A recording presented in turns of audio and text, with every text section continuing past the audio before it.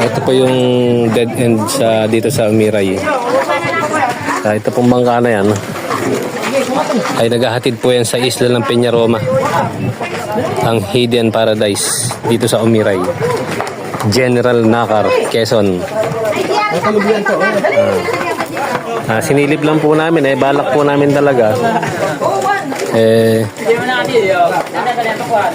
titingnan lang kung paano yung pagsakay ng ng mga tao papuntang Isla Peñaroma. Peñamora ba? Peñaroma. Peñamora. Sinilip po namin at sasama po sana sa susunod na lang po kasi wala po sa plano namin na pumunta rito at may nagsabi lang po na tour guide na bakit di puntahan yung Isla Peñamora wala. Sabi sisilipin lang po muna namin, kaya sa susunod sa schedule namin pupuntahan namin to. Grupo po kami, grupo ng mga rider.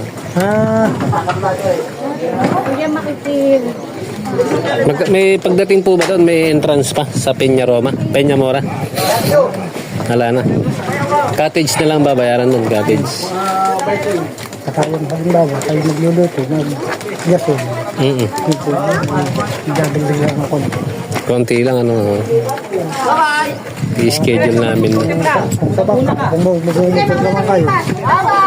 Kung motor, di wala na po Pero pag bumabak na, yung Isla Peñamora po ba, malaking lugar din ba yun?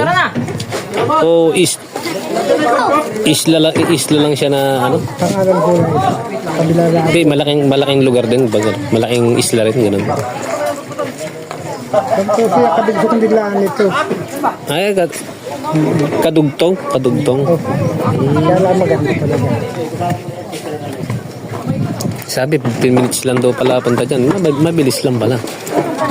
So po, dyan ang dati. Isla, Ha? Bisa Isla. Kakabila. Kakabila na po. Udete na rin may mga dodgy ko rin. Kaging bangkero. Ito na kasi dead end. Dead end. Barangay Umiray po ba? Umiray. General Nakar. Quezon General Nakar. So guys, ayan. Sige guys, hindi na po kami sasama pupunta at hindi na kami tutuloy at bibigyan namin to ng schedule kasi kakapusin kami sa oras.